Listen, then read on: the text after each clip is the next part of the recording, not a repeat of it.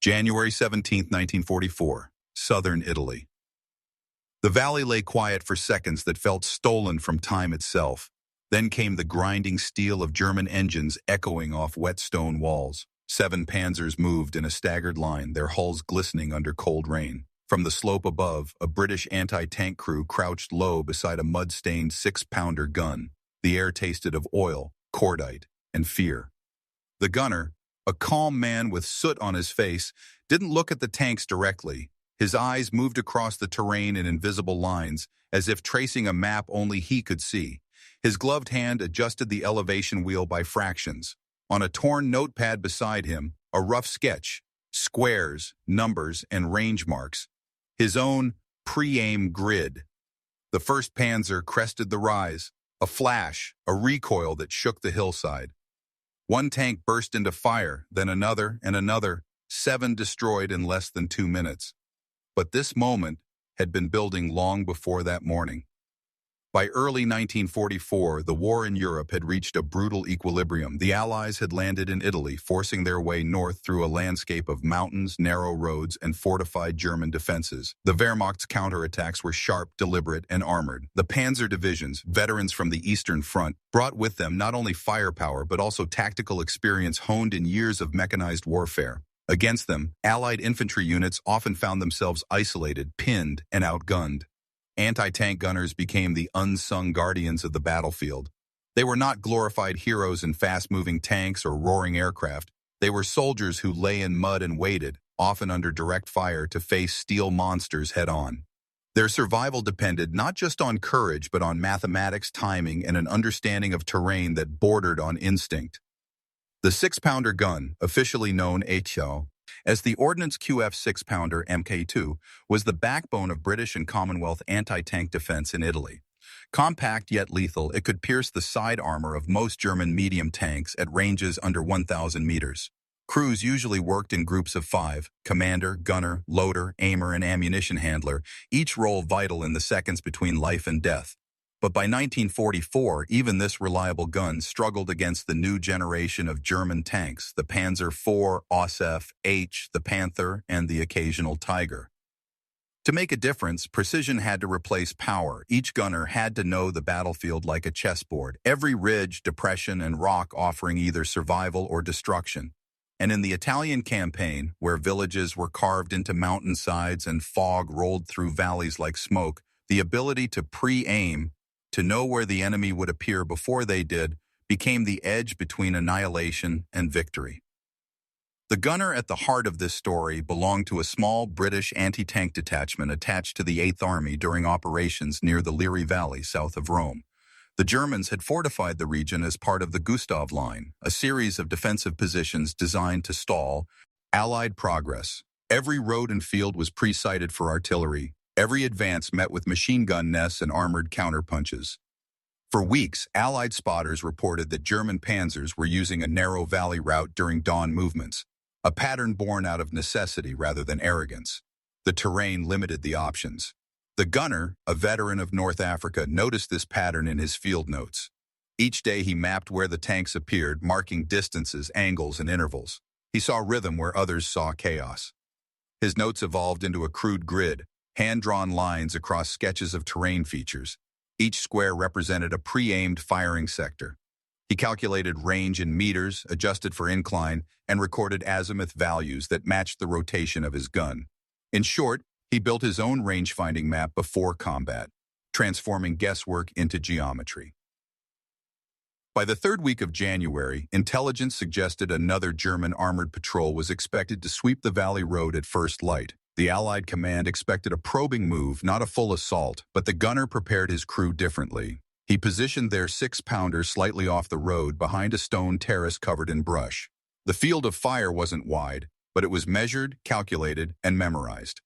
As his loader checked shells, the gunner made last-minute marks in the mud beside the gun trail, quick reference points for elevation and azimuth. These were his grid lines. His crew thought it was unnecessary, until he quietly told them, "We won't have time to adjust when they come. We fire by numbers." That dawn, when the valley began to tremble under the sound of approaching tanks, every gunner in the region braced for impact. But only one had already aimed. not at the tanks themselves, but at the invisible intersections where steel and trajectory would meet. This method, simple yet brilliant, was born from repetition, observation, and survival instinct. It wasn't a formal tactic in any manual. It was born out of necessity, out of countless hours watching German armor move and predicting its rhythm. And when the Panzer column appeared, his pre-aim grid turned the chaos of battle into calculated precision. The Liri Valley was more than just another battlefield. It was a natural trap. Narrow, hemmed in by low ridges and cut by shallow streams, it funneled movement into predictable lanes. For tank crews, it felt like a corridor of death. For anti-tank gunners, it offered a cruel kind of opportunity. Every sound carried through the damp winter air. The clank of a turret, the creak of treads, even the muted orders shouted in German. The British Eighth Army, pushing north toward Rome, had learned through blood that the Germans were masters of counterattack. Every time an infantry company advanced, panzers emerged from cover, striking fast and vanishing behind smoke. Allied tanks often couldn't maneuver in such terrain. The burden fell on the anti-tank crews dug into roadside ditches and vineyards, often isolated and unsupported. In this harsh environment, gunners developed personal systems, quick reference methods for range estimation and line-of-sight correction. Some carved marks into the barrels, others memorized distances using fence posts or trees. But the pre-aim grid system stood apart because it combined mathematics with intuition. It was based on a simple premise. Tanks, when maneuvering through confined terrain, would follow the same physical pathways again and again. Their movements were predictable, not random. If you could measure those paths and overlay firing angles in advance, you could turn a static weapon into an ambush trap with machine-like precision. The gunner's method began days before battle. Each morning, he'd crawl along the slope with binoculars, recording where the sun struck the valley floor and how shadows moved. He marked boulders, tree lines, and even ruined walls as anchor points in his grid. Using a compass and rangefinder, he converted those features into directional sectors. Then he translated each into a simple firing note, something his crew could follow under pressure.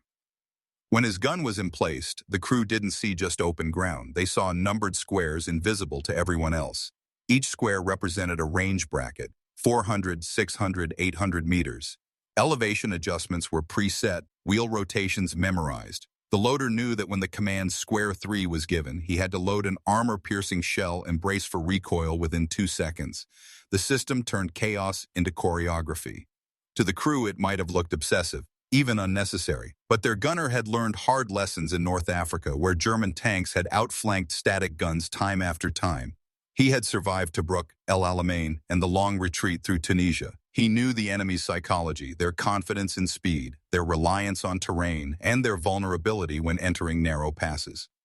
The Panzer crews, on the other hand, trusted their armor and coordination. The Panzer IV OSFH, the most common German tank in Italy, carried thickened frontal armor, up to 80 millimeters, and a 75 millimeter high-velocity gun that could destroy Allied armor at over a kilometer. Against infantry or towed guns, it was devastating, yet its sides and rear remained weaker and its turning radius limited quick reactions in close terrain. When Allied intelligence intercepted radio traffic suggesting another panzer column was to move through the southern approach of the valley, few expected anything extraordinary. It was just another encounter in a long, grinding campaign, but for one gunner, the event was an equation waiting for proof. That night, he double-checked his sighting marks and cleaned his gun by lamplight. He ran through the numbers again, whispering them like a ritual. Square 1, 350, Square 2, 470, Square 3, 620. His crew listened in silence. Even the loader, a young man barely 20, began to believe that this system might work. The dawn that followed was heavy with mist. The valley floor shimmered under a thin fog as if nature itself was holding its breath. The gunner crouched behind his 6-pounder, sight already aligned on his pre-measured grid. His world had shrunk to a set of coordinates, angles, and memory. Somewhere beyond the fog, engines growled. The faint outlines of German armor moved like ghosts in the distance. The sound grew. Louder, clearer, rhythmic. His loader's hand trembled over the first shell. Square 1, the gunner whispered. In that moment, every hour of preparation, every note, every line on his grid came into focus. What followed would be one of the most precise anti-tank engagements of the Italian campaign, a 2-minute display of mechanical calculation and human control. The human angle of this story begins not with heroism, but with discipline. The gunner, whose name faded into the records of his regiment, represented an entire generation of soldiers defined by patience under pressure. Anti-tank warfare was a waiting game, a test of endurance more than aggression.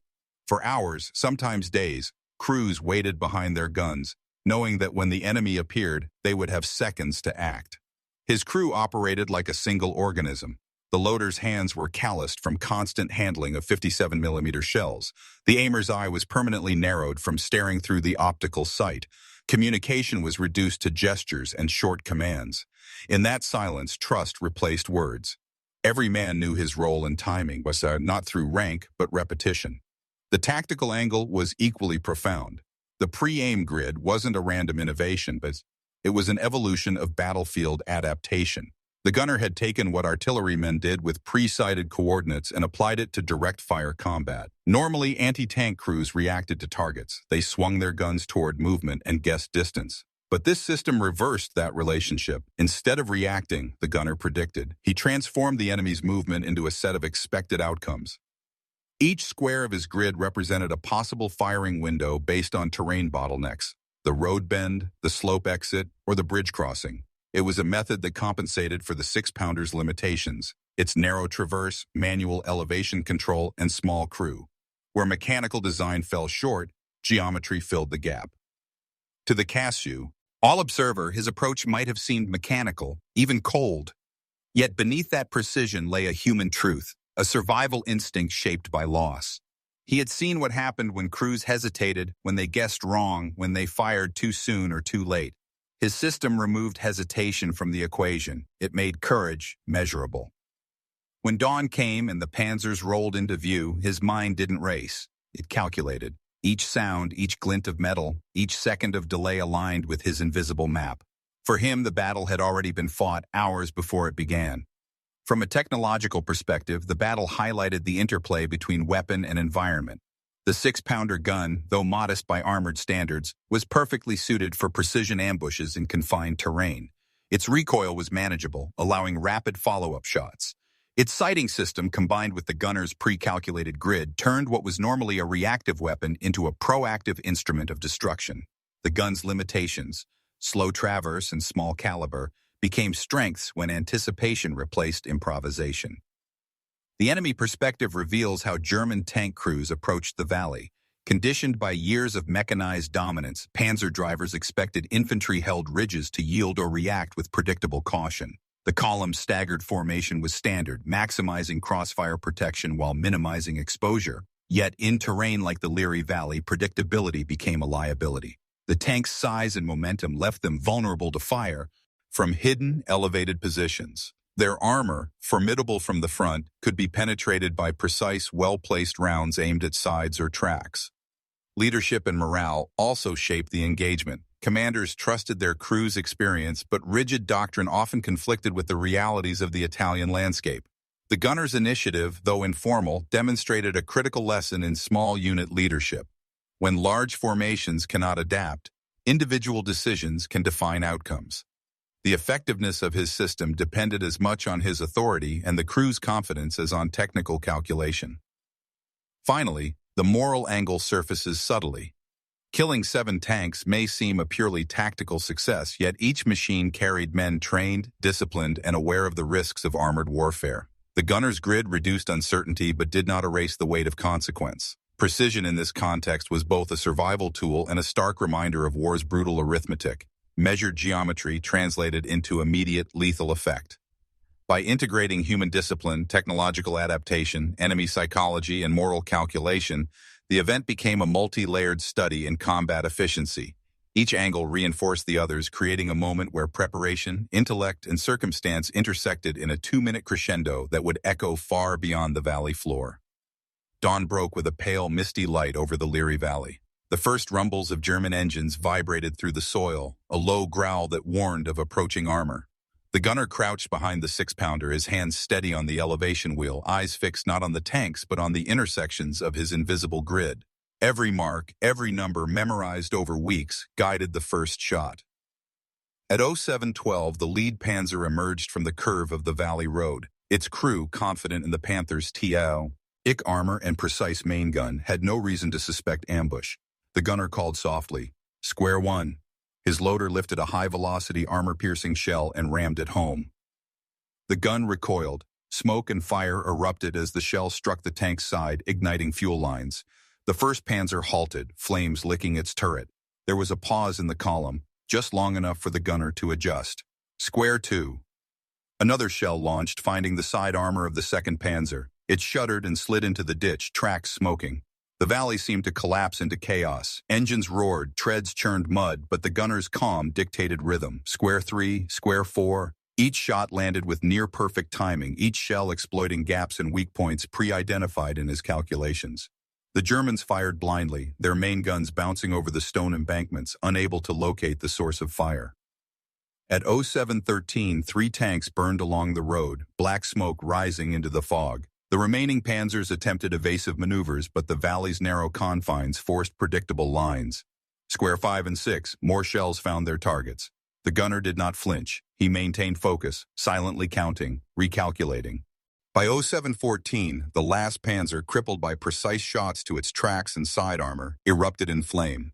7 armored vehicles destroyed in just under 2 minutes. The valley fell silent, save for the hiss of cooling metal and the distant echo of engines that had escaped. For a moment, the gunner and his crew exhaled, the weight of what had just occurred settling on them.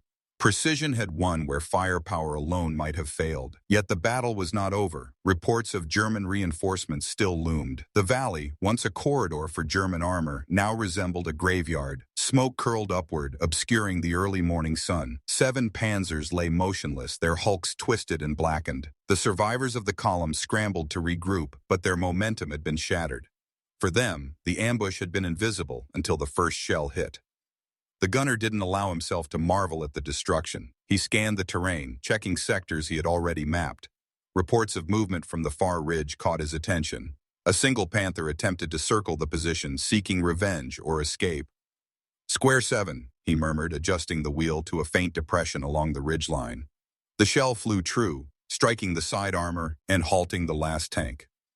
From the German perspective, command broke into panic. Radio reports transmitted confusion, units lost, vehicles disabled, and the realization that a single anti-tank gun had neutralized an entire tactical formation. For the crew, morale collapsed under the weight of surprise and calculated precision. Engineers later noted that no single tank commander could have anticipated such a methodical sequence. For the British crew, the rhythm of the 2-minute engagement replayed in silence. Each shell, each recoil, each cry of engines stalling and metal tearing had adhered to the invisible script the gunner had drawn in: mud and memory. His pre-aim grid had transformed a towed 6-pounder into a force multiplier, converting mathematics and observation into lethal efficacy. The valley remained quiet. Only the hissing of burning fuel and the distant echo of retreating vehicles filled the air. The gunner and his crew emerged from their positions, checking for survivors and clearing spent shells. Their hearts still raced, adrenaline fading into exhaustion. They had survived, but more importantly, they had demonstrated a principle. Preparation, observation, and anticipation could rival firepower and armor in battlefield significance. This 2-minute engagement became a case study in small unit effectiveness. Tactical manuals would later cite similar ambushes, but few could replicate the precision achieved in that valley. The aftermath was not only measured in destroyed Panzers, but in the psychological impact on both sides, a reminder that ingenuity could shape the outcome even against seemingly superior forces. The immediate aftermath of the engagement left the valley scarred. 7 Panzers, blackened and smoking, lay across the narrow road like broken monuments. Soldiers of the German 26th Panzer Division stumbled from their vehicles, shaken but alive, scanning for the hidden gunners who had turned their advance into catastrophe. Reports later filed by German officers noted the unusually precise and rapid destruction of their column, though they never identified the individual responsible. For the British crew, the consequences were measured in more than destruction. Their unit reported no casualties, a rare outcome in anti-tank encounters of the Italian campaign. The pre-aim grid method had proven not only lethal but protective, allowing a single gun and a small crew to dominate terrain typically controlled by larger armored forces. Commanders at battalion level recognized the engagement as an example of how preparation and initiative could offset the numerical and technological superiority of the enemy. Local terrain surveys conducted after the battle confirmed that the gunner had calculated his firing sectors with remarkable accuracy. Observers noted that each shell struck within a margin of error of less than 2 meters. Such precision was exceptional for a manually operated weapon, especially under conditions of early morning fog, uneven terrain, and the pressure of moving targets. Surviving German crews were interrogated later, and several mentioned their astonishment at the speed and accuracy of the ambush. One officer described the engagement as surgical in execution, impossible to anticipate without prior knowledge of the terrain and angles. Allied intelligence incorporated these testimonies into after-action reports, using the incident to refine ambush tactics and anti-tank training. The event was documented in regimental war diaries, noting the unique combination of skill, preparation, and courage. While the valley itself returned to contested ground in the days that followed, the story of the 2-minute destruction traveled up the chain of command, influencing tactics in other areas of Italy. For small unit leaders, it became a lesson in how one disciplined crew could alter the course of a localized battle. Strategic analysis after the engagement highlighted the broader implications of the gunner's actions. Although 7 tanks might seem nor in the context of the entire Italian campaign, the effect on both morale and operational planning was significant. German commanders, cautious after the ambush, rerouted armor movements and increased reconnaissance, slowing advances and creating opportunities for Allied infantry. The psychological impact of an invisible, precise threat forced adjustments in armored doctrine. For the British Eighth Army, the engagement became a symbol of ingenuity and adaptability. Manuals and training programs began incorporating principles observed in the valley, pre-sighting, anticipation of enemy movement, and terrain exploitation. The concept of pre-aimed firing sectors spread quietly among anti-tank units. While not formally named in doctrine at the time, similar grids appeared in training exercises in Sicily and southern France, demonstrating the enduring value of the method. Casualty reports confirmed the efficiency of the approach. Not a single member of the gun crew was injured, while German losses included the destruction of 7 armored vehicles, multiple wounded crewmen, and a temporary paralysis of the armored unit. Field reports noted that the Valley engagement delayed the German counterattack in the sector by 48 hours, a small but decisive window that allowed the Allies to consolidate positions and fortify defenses. Historians later emphasized that such incidents, though rare, illustrated the principle that human judgment and preparation could outweigh raw mechanical power. The gunner's use of observation, calculation, and terrain exploitation turned a modest anti-tank weapon into a force multiplier. His actions exemplified how tactical innovation under pressure could shift not just individual engagements, but influence operational thinking. The story of the 2-minute ambush also reached the wider Allied forces. Letters and reports circulated praising the ingenuity of small unit leadership. It became a case study in military education, showing that even in an era dominated by tanks and mechanized warfare, careful planning, discipline, and rapid decision-making could neutralize threats that seemed insurmountable. The valley returned to silence, smoke dissipating into the cold morning air. Yet the consequences of that precise, calculated ambush echoed far beyond the immediate battlefield, shaping both tactical thought and the lives of those who would study it for years to come. In the quiet that followed the valley's devastation, the significance of the engagement became clear. This was not merely the destruction of 7 tanks, it was a testament to human intellect and adaptability in war. The gunner's pre-aim grid turned observation, calculation, and repetition into a weapon as lethal as steel and gunpowder. It demonstrated that knowledge, when applied with discipline, could outmatch raw firepower. The battle also revealed the subtle rhythms of combat. Armored warfare often seems impersonal, a clash of machines and munitions. Yet in this valley, every decision, every adjustment, and every calculation was profoundly human. The gunner's foresight, the loader's timing, the aimer's focus, these were small acts that combined into decisive force. The engagement was brief, less than 2 minutes of action, but it encapsulated lessons learned over months of hardship, observation, and experience. In a broader sense, the event reflected the nature of warfare itself. It was constrained by structure, uncertainty, tempered by preparation. The German Panzer crews were formidable, but they were vulnerable to intellect and anticipation. The engagement reminded commanders and soldiers alike that innovation often arises in moments of danger when traditional doctrine meets the unpredictability of real terrain and circumstance. Today, the Liri Valley ambush serves as both a tactical case study and a human story. It is a reminder that behind every destroyed machine, every tactical victory, lies meticulous observation, calculated risk, and courage shaped by necessity. One gunner, armed with nothing more than a towed 6-pounder, a simple grid, and unwavering focus, altered the outcome of a moment, leaving a mark far beyond the battlefield. In war, as in life, preparation transforms chaos into possibility. And in that winter morning in Italy, precision and intellect triumphed over steel,